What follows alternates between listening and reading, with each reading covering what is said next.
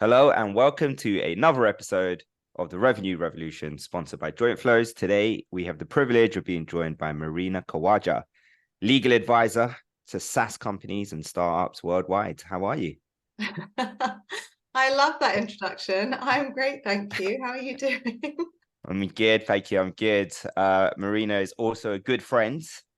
Has been very helpful to us up until today as well. So it's great to have you here. Paint a little bit of color for our listeners. Tell us who you are. Okay, so Hitesh said it perfectly.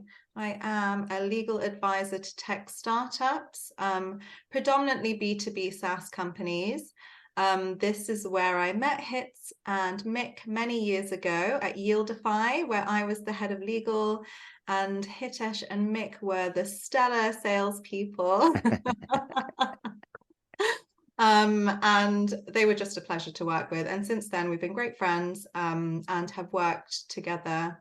I have worked with them on their amazing startup Jointflows, and happy to help them make a success in terms of legals.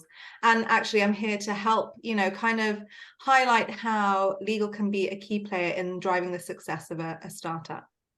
Absolutely. And I think that's probably a good starting point as well. So you mentioned how legal can play a key role for the success of startups as well. And I'm sure there are common challenges that startups experience. Can you talk a little bit about this? Yeah, so that there are various things that you need to consider when you're starting a company, and I think legal should really be a big driver and at the forefront of any founder's mind. So I'll just kind of touch on the sorts of things that you should be thinking of. The first would be intellectual property. That I think is one of the first things that founders think of when they come up with an idea. How can they protect their IP? Are there rights that need to be registered? Are you working with software developers or individuals who have some ownership or right to some of the intellectual property in your idea, and what you can do to ensure that you secure those rights? So whether those are contracts for IP assignments, whether that is registering trademarks or any patents to new ideas or new technology. It's important to talk to a legal advisor or a solicitor about securing those rights adequately. One of the reasons why this is such an important consideration is obviously IP gives you a competitive advantage. And also in the long term, if you're thinking about fundraising, investors will be very interested to ensure that their investment is secured and the IP is secured in the idea. Yeah, great starting point, actually. And for a lot of our listeners out there who might just be embarking on this journey to begin with, how long do you think that process typically takes from saying, hey, I've got a little bit of intellectual property over here and I need to protect it, to, hey, we've got it protected? It depends entirely what type of intellectual property it is that you're securing. For example, if it's copyright exists, the right exists at the time of creation. So you just want to be evidencing the time that you created it and that you are the creator. If it's trademarking something, then there is a process that you need to go through. Which can take a little bit longer. If you're patenting an idea, just the consultation with a legal advisor, initially searching to see whether there are any patents which are similar. That does take some time. However, it's not something that needs to take you a long time, to be honest. It's just, something that you need to keep in mind. Is this something you do on an ongoing basis, or is this something that you do to start with and then you don't have to think about that anymore? Yeah, that's a good question, actually, Mick, because as you guys will know, from the inception of an idea to the completion of an idea, there are many iterations. So, I remember when you guys came up with the idea of Jointflows and you came to me and it looked very different to how it looks now. So this is something that you need to be considering as you go along, and just ensure, any changes or iterations, or if you use a new developer or an engineer for a particular part of your platform or product, you're securing those rights as you go along. Yeah. And so Is the idea that this phase should be completed before you take anything to market, or can this be run concurrently? It can be run concurrently. You can backdate contracts. It's not best practice, but it can be done. It's just something to be conscious of to ensure that you have covered all of the IP, any possible IP that there could be in your idea or in your platform or your product. It's quite scary because when you start, as an entrepreneur, you don't necessarily have a legal background, or you don't even know what you don't actually know, like what you don't know. Sorry. So like it's a massive black box. What are the places you can go to outside of an individual where you can find such information about, have you thought about doing this? Have you thought about doing that? Like a checklist. Is there a place? Yeah, well, off the top of my head, I can't think of a specific resource. Maybe something that I can share with you after. However, I mean, Google is brilliant. There is the answer to every question there. There's countless guides on what kind of things you need to be considering.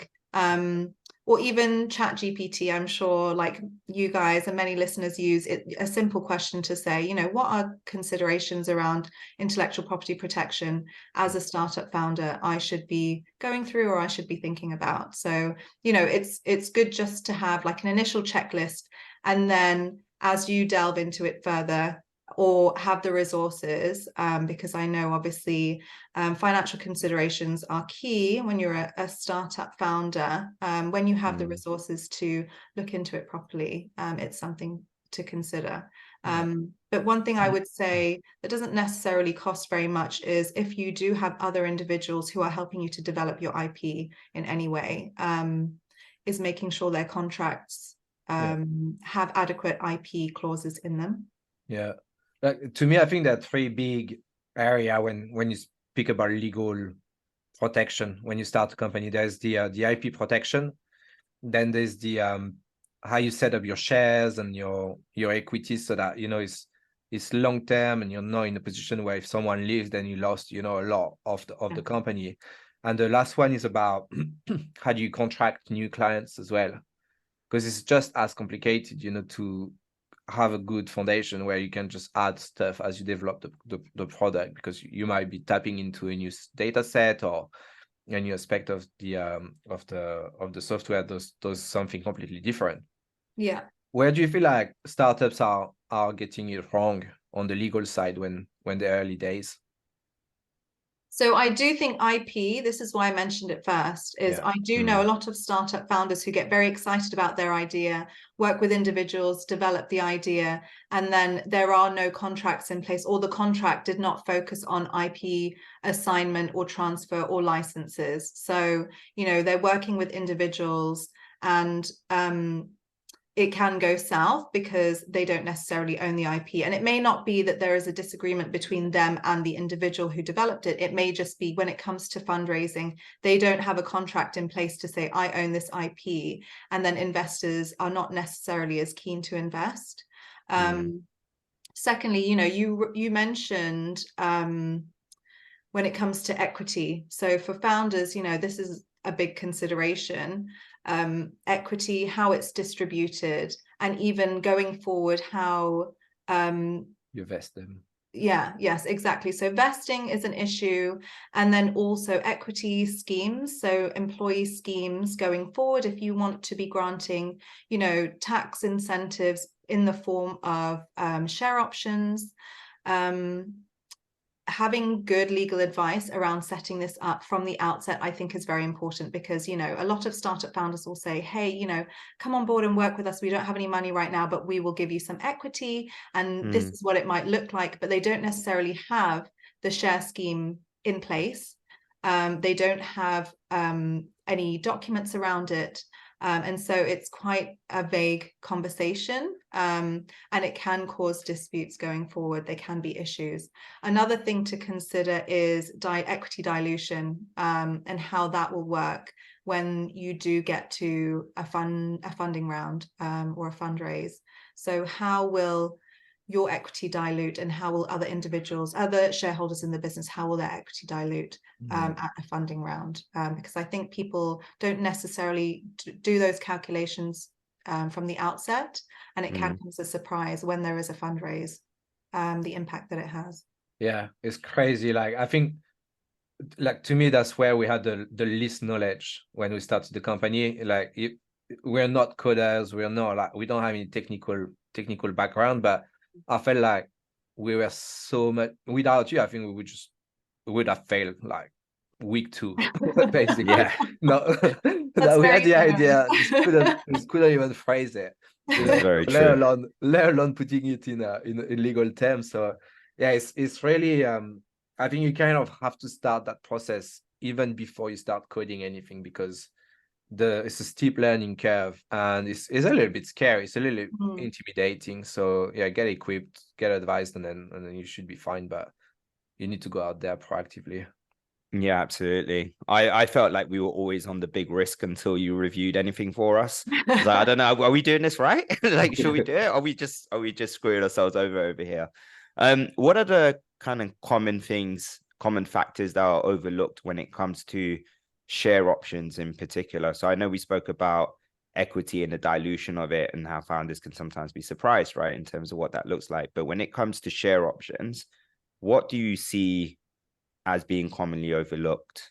Because those are typically, I guess, when you're trying to get employees in, they're coming from an option pool. So what's kind of advice and recommendations over there? I think, yes, that is really key, because there's a lot of mystery around share options. I think that employees who come on board don't necessarily have a lot of knowledge about how it works in reality. I think that comes from the fact that there are different types of share option schemes. And also, share options in the US operate a bit differently to share options in the UK. So if you have an EMI scheme in the UK, there are certain statutory rules that apply that don't necessarily apply in the US. One of the key differences, I would say, between US and UK share options is, in the US, once share options have vested, and that means those are options that you are able to exercise in the event that the company is purchased or there is an IPO, for example.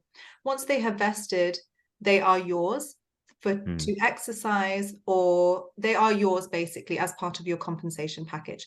In the UK, it doesn't work in the same way. So you may have vested share options. So you have a portion of your options which are vested to you. However, if you are to leave the company before there is an exit, and that exit will be defined in the share option documents, you forfeit the rights to those share options, essentially. So that if you leave, let's say you have spent 3 years at a company, and you leave before there is an exit, let's say someone comes in and buys the company, you have forfeited those rights, and then therefore it's not necessarily compensation earned in the same way.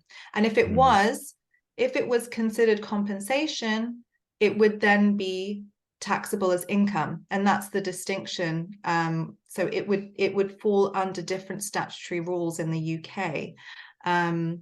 So I think that first is key, because I think in the UK there's surprise often when employees come to move on and they lose out on those share options which they feel they are entitled to. So I think it's very important from the outset maybe to create like a one-pager information document of how your share option scheme will operate, and to provide that to individuals during the hiring process, maybe, so they have a bit more information, especially before you have a share option scheme set up. I think that would be very helpful. It just comes down to lack of knowledge and information around, a lack of clarity around it, I would say. Yeah, it makes so right though. It's quite overwhelming, isn't it? And I know we already said it, but I feel like if we didn't have you on our team, we probably wouldn't have a clue. I don't know. That's too generous, Hits. I know that you made an excellent makeshift legal counsel. Just for our clients. Yeah, just for our clients, just so you know, it is all sense checked and approved by our legal advisor as well. Yes, that's right. But I mean, there's a lot to be said, Hits. I think a lot of it is common sense and just knowledge. Once you have the knowledge, you just need common sense. Yeah. And how do you what's your experience with the legal side of things, but on commercial conversations? So when you're negotiating terms with clients, like what's the best way to create a good relationship between a commercial team and a legal counsel? I really think there is a lot to be said about having a collaborative approach with any stakeholder. So that could be with a commercial team or a non-commercial team. So having a collaborative approach rather than a combative approach, and being very transparent and open. So I know, legal priorities is a big, it's of importance to especially commercial teams. And the more transparent you are to say, this is what's on my list, this is where you fall on my list, and keeping communication constant and open. That's the best approach I have found. I know in the past, if I have become inundated and overwhelmed, sometimes my communication has slipped with individuals that I'm working with, and then that has been detrimental to my relationship with them, and therefore, how well we work together. So I think that communication and transparency are key, and being as collaborative as possible. Who do you think should own? There's a little bit of a plug for Jointflows implicitly, but if Jointflows aside, like who do you think should own the responsibility to break those silos internally? Do you think this should be with the CEO? Do you think this should be with the CRO, the CFO, like where, or the legal counsel itself? Whose responsibility is it to bring light to these things?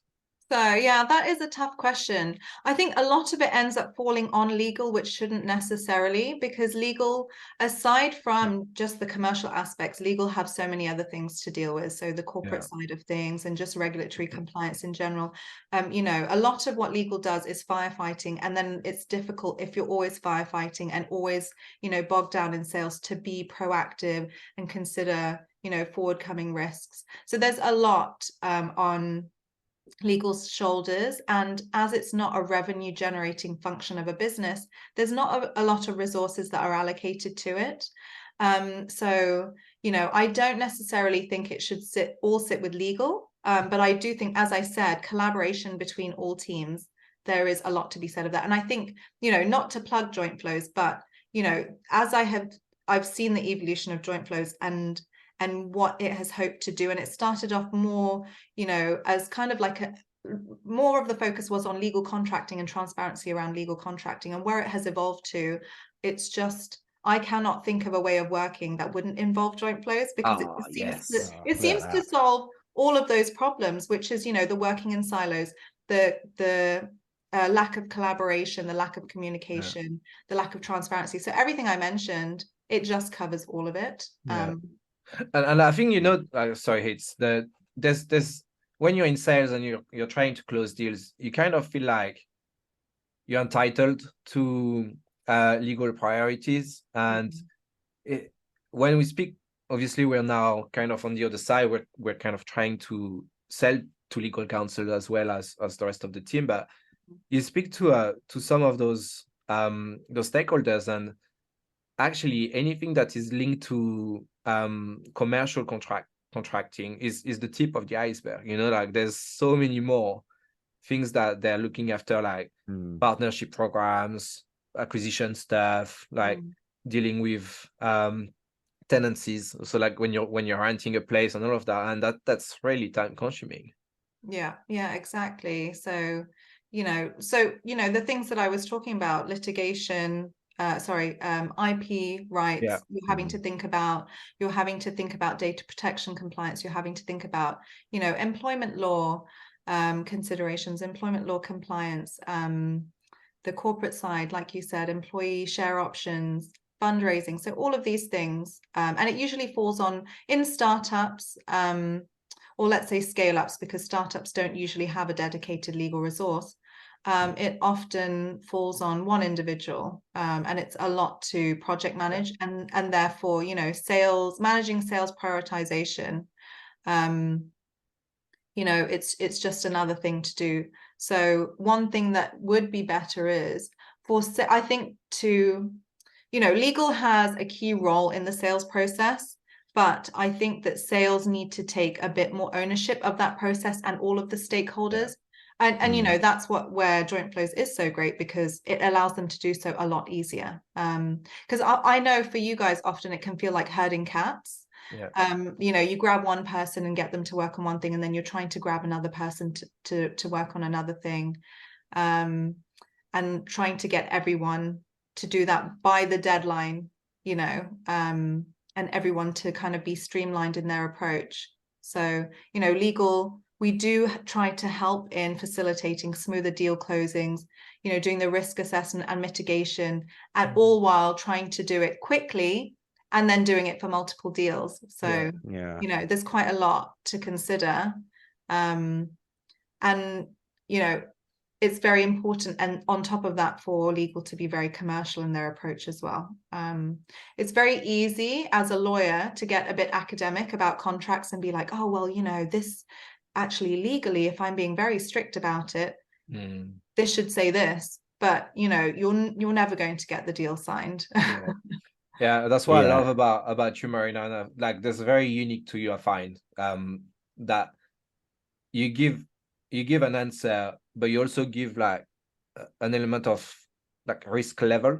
So it's like, okay, well, we can do this or we can do that, and here is the risk if you do this, and here's the risk if you do that. So then it becomes a collaborative effort to find the agreement, like basically the middle ground, where I think sometimes the expectation from salespeople is to say, well, legal is going to make the legal call.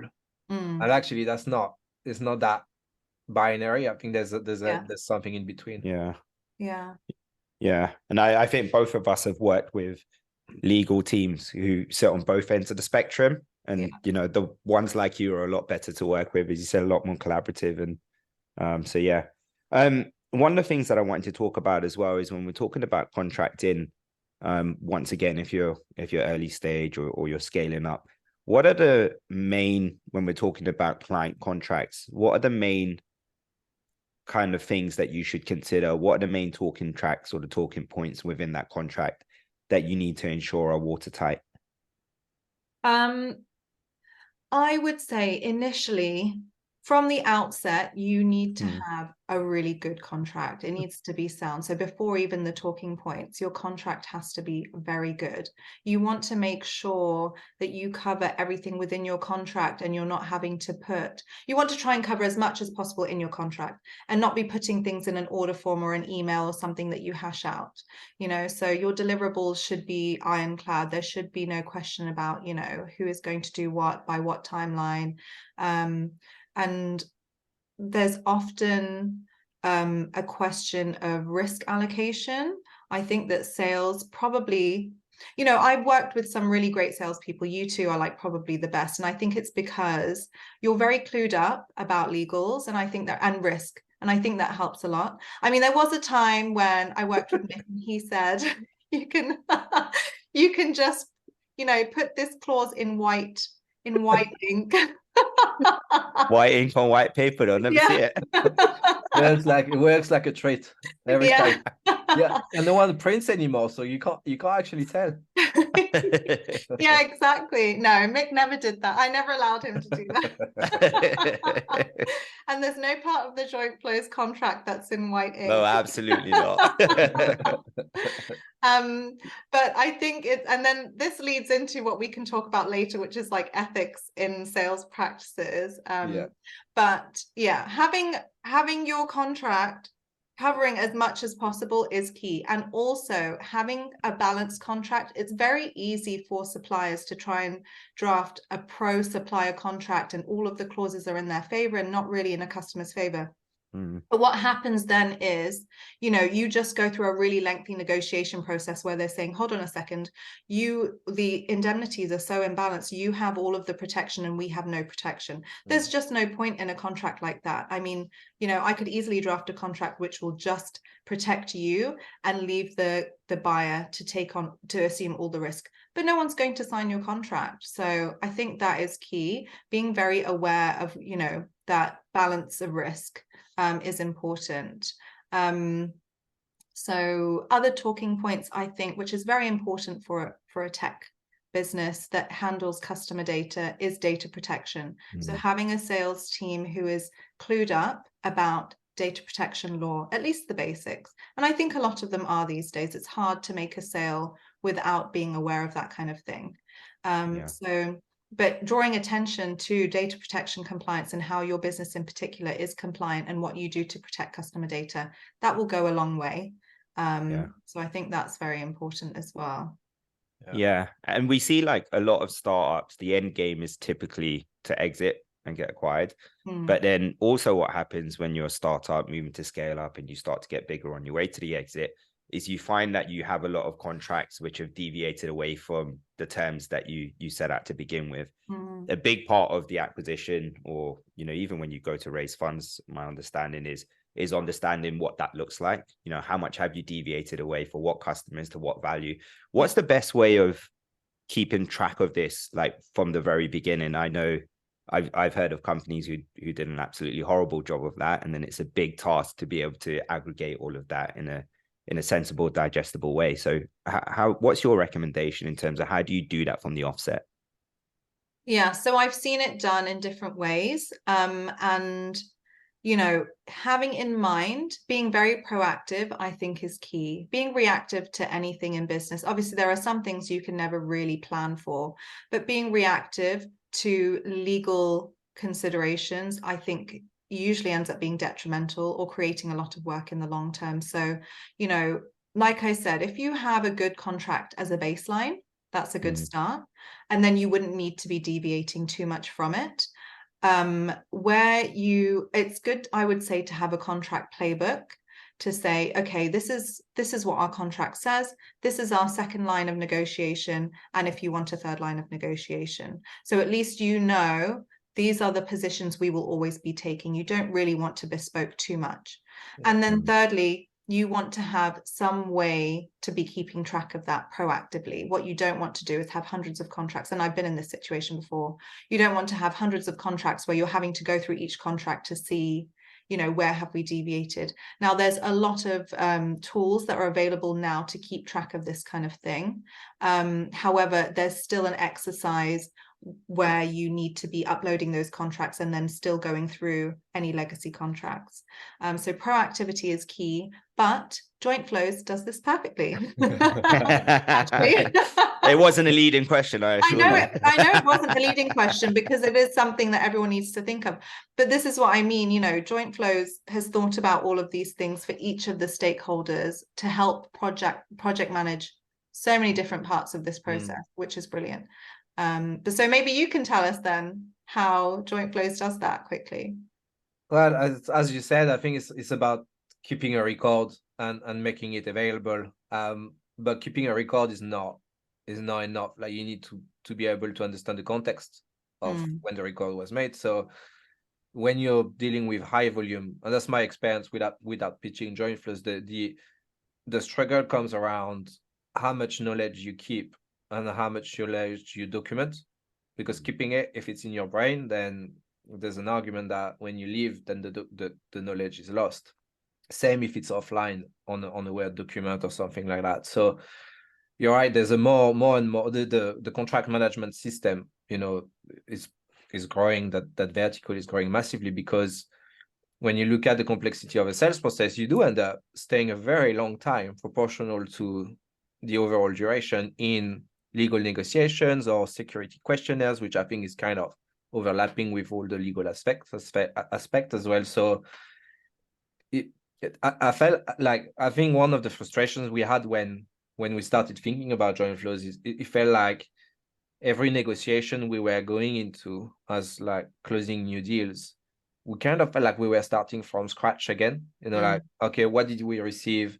What's the take here? Should we have a meeting, speak about the risks? And then actually, when you've got tens or like hundreds of clients already signed up, you've probably seen it all, like in different shapes and different formats. But overall, as you said, like, there's a fallback, and the second fallback and the third fallback you can probably predict, you know, without having to do too much work.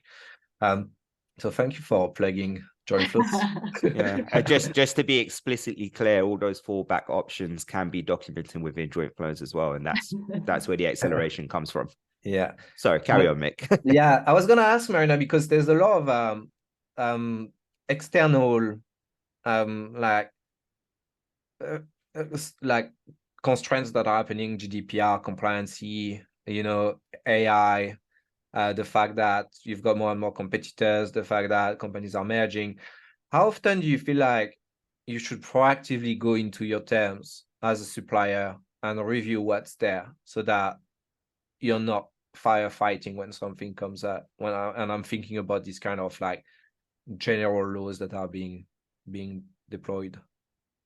Well, as a legal advisor, we obviously will try to be forward-looking when it comes to any changes in the law, any new regulation or guidance that might be coming in. So it's very rare that there'll be a huge change in the law that would have the kind of impact where you would need to change your terms and your business practices and not be aware of it coming.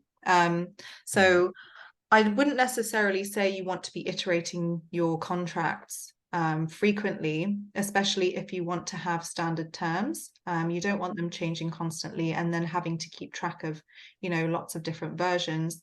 But you want to be quite pragmatic and also proactive in what your terms contain. And sometimes you want to be drafting widely enough that a clause will encompass, coming changes in the law, and that you remain compliant, so that, compliance, you're compliant in your contracts, but compliance within the business you can deal with, without it impacting documentation or your relationship with your customer. I've got a question, Hits, before you take over the obviously your software gets more and more integrated with time, and sometimes it gets more integrated so that you can embed that application into your software, but sometimes you use those external suppliers as a way to process the data that you capture. So, data controller versus data processors. Like, can you give us a little bit of light on this? Because it's always a big gray area I find in commercial teams. Okay, so is the question, what's the distinction between a data controller and a data processor? Yeah, and when do you become one versus the other? What are the risks to become one versus the other? Okay. Just so you know, I feel like I know the answer to this, but I'm not going to embarrass myself. No, wait, in case I get it wrong. Let's hear it. No, you tell us. Actually, yeah, it would be good to hear what you think it is. Wait, what if I got it wrong? If that matches, that's okay. We're all big friends mouse here. always putting me in it. Yeah, as well as the millions of listeners, so no pressure. So the distinction between the data controller and the data processor is the processor doesn't necessarily own the data, but more that their platform or software is, how do I put this without saying the word processing? That data is just going through the platform instead. So at no point do they actually control it. So they don't actually put the data in or take it out. It's just going through it. Whereas the controller of the data is someone who owns the data, I guess. And then that data is then going through the software and being processed. That's why we've got you, Marina. It's like you can't. I can't articulate it. No, I know you know what it is in your brain, and it's hard to say. That's very polite. No, I understand. So that is often what people think. So the distinction between a data controller and a data processor lies with whether you can use that data for your own purposes or not. So that's where I think, you're talking about ownership of data. A data controller will have access to data and be able to use it in a way where they kind of have the freedom to use it for their own purposes, obviously within the constraints of what the contract says that they can do. A data processor will just be processing the data, so using it or doing something with the data to do something they have been instructed to do, so not for their own purposes. So a customer can supply, as a data controller, can supply you the data, and you will do something to that data for them, for their purposes. So that's the distinction. where do you draw the line? Sorry, it's a lot of specific questions, but Yeah, that's okay. these are the things where you should be fully trained when you're a salesperson about how you actually have the first line of like managing the objections before involving your lawyers, because I think once you've learned them, you can give an answer a little bit almost as good as Hitesh did. Maybe not just as good. Maybe we'll never reach that level. Guys are too kind, so let's carry on.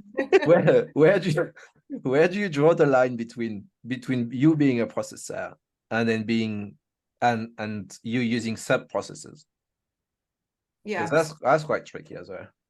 So, I mean, there isn't a line to be drawn necessarily. So, you know, in what I have just said, as a processor where you are doing something to that data for a customer who is the data controller, if there is part of that service you're delivering which you cannot do yourself, you have not developed yourself, you can use a third party who will be termed a sub-processor to then deliver that service. Again, you're not doing it for your own purposes. It's not you know, an operation or a function that you are doing for yourself. It is to deliver the services for the customer still. However, as the processor, you bear the risk of using this sub-processor. So your contracts will allocate the risk to you. You have decided to use a third party, and therefore you are responsible for their actions as well. If they were to breach, if there was some sort of breach around the data or the delivery of the service by this third party, you are still liable. Yeah. So that's the client's responsibility to go and then do due diligence on what that sub-processor is doing. The clients or the suppliers? The clients. No, it wouldn't be. So essentially what would happen is you have a customer, they would like Jointflows to process their data. Jointflows might use a third party in the delivery of its service. The customer will be vetting Jointflows with data security questionnaires and you know, checking your contracts are compliant. And then Jointflows has an obligation to vet its third-party sub-processors to make sure they are compliant, because ultimately Jointflows will be liable for its sub-processors' actions or inaction. Mick, we have a sub-processor list if you wanna have a look at it later. I know. But that's the kind of when you're in sales and you're exposed to all these questions, it's the end of the quarter. You don't come up, you know, against those questions every day. So it's like once, twice a quarter. It's scary. You're like, oh man, actually we're using, I don't know, like Amazon or like whatever, Looker, and because their AI is better than it's not our case, but you might use a better processing system that then brings the data back into you, that then shows the data to the client. And in my career, I was like, am I responsible for these guys' terms as well? Like, or should I bring them to the table to negotiate? It was very, I don't know. I overthink a lot, as you guys know, but it's scary. No, it can be confusing. And this is why I think, you know, we were talking about legal driving the success of a startup. I think one of those things is with training. So training of the sales team in particular, and having regular training as well, where there is a change in the law. But I do think that data protection training and training around the contracts is very important. And I think that is the difference between a team that has, you know, better selling practices or more transparent selling practices, because they're more knowledgeable and therefore they're able to say, hey, you know, this is what we do and this is what we don't do. An issue that you come across is, you know, sales individuals who aren't very knowledgeable in, let's say, data protection, and then they make promises that the company just can't deliver on. And then, you know, when it gets to the legal stage, and there are changes to the standard terms which don't make sense to, let's say, the data protection clauses, it's because the sales individual did not have the training necessarily. It's not, you know, that they wanted to be misleading. They just didn't have the information. Yeah, I know some salespeople, if they're unsure, they just say yes. So probably exactly. not the best thing to do. Yeah. So you want less of those instances where they're unsure. Yeah. One of the things I wanted to ask you as well is security questionnaires, like an absolute nightmare, right? So when you especially as a salesperson, when you're getting to the end of your fiscal period, whether it's the quarter or the month or whatever it might be, and you think you're going to sign this contract, and often a lot of salespeople haven't mapped out the process. So now they've got the security questionnaire, and then somebody comes knocking on your door and says, hey, Marina, I've got this security questionnaire. It always ends up going to legal. And then it's not just legal who answers it, right? There's multiple resources you use internally to populate that questionnaire, but it always sits with legal to orchestrate it. What do you think is actually the best way of running this process? Because I see it happen all the time. And I almost feel a little bit bad for legal, because they're just giving this document and saying, here you go project manage that and let me know when it's done, which doesn't really make that much sense. Yeah. Oh, I'm glad we have some sympathy. So I think, I've said the word proactive a lot, and I think it's really important. So you talked about mapping out a process. It's so important to be proactive and map things out and be prepared, because in that way, when things come in, you're ready to deal with it quickly. It will shorten your sales cycle, and it will just make everything a lot less painful. So I think from the outset, knowing, okay, there's going to be contract negotiation, there's going to be a security questionnaire, there's going to be, questions for product, involving these people from the outset, introducing them to the correct people on the buying team, and having everyone involved from the outset, I think would really help. And I would say it's incumbent on sales to manage that process, rather than, if you end up dumping it with legal. We've spoken about what is on a legal counsel or legal advisors list. So if you're going to dump your entire, sales process on them, it's just not going to get done in the timeline you want it to get done. It's just not possible. Being proactive, forward planning, and getting everyone involved, telling them, this is where we're going to be needing you, so that they know and they can plan ahead in their own, diary and their own priorities. That would be the best way to deal with it. And guess what? Jointflows does that perfectly. Yeah, that is true.